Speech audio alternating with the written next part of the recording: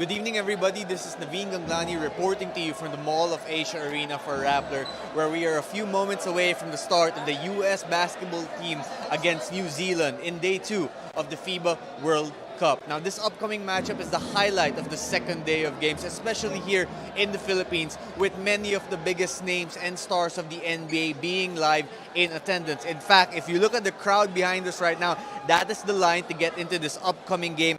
The excitement is in the air, it is palpable, and many are intrigued to see how USA will do against New Zealand. USA comes in ranked number 2, a heavy favorite against a New Zealand team that is in a slump. First of all, New Zealand does not have any marquee names like the US team does.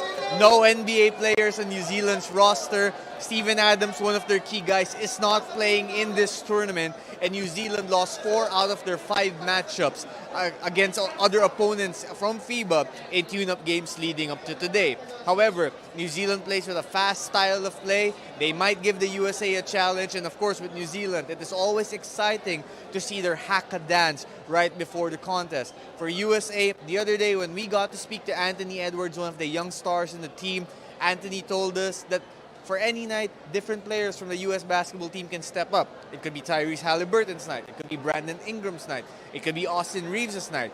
Austin Reeves and Tyrese Halliburton in particular have worked well off the bench. But the USA team, of course, is loaded. You still have Jalen Brunson. You still have Jaren Jackson Jr. Edwards, like we mentioned, you have someone like Josh Hart playing a supporting role, trying to get the other guys going in the team. It will not be easy for anyone to beat them. Also considering that the USA basketball coaching staff is stacked with Steve Kerr, with Ty Lue, and Eric Spoelstra, considered 3 of the best coaches in the NBA today. So we will see how that game goes. Now, in other news, another team that many here in the Philippines are watching out for, of course, is Gilas Pilipinas. The Philippine national team lost a close heartbreaker against Dominican Republic last night at the Philippine Arena, Friday night. Despite coming in as a heavy underdog, Philippines ranked number 40 against Dominican Republic, ranked number 23. Gilas led for stretches in the game, even staying in control for some minutes in the 4th quarter before the late fouling out of Jordan Clarkson paved the way for Dominican Republic to avoid an upset loss led by the shoulders of Karl Anthony Towns. After the contest, there were a lot of questions once again about the coaching style of Chot Reyes, who despite coming up with a game plan along with his other coaches to help limit the Dominican Republic, in the eyes of many still came up short with bleeding Gilas to a victory, particularly when Clarkson fouled out. There are also questions of why Kiefer Ravena, Renz Abando, and Kai Soto did not play as many minutes as others thought they would.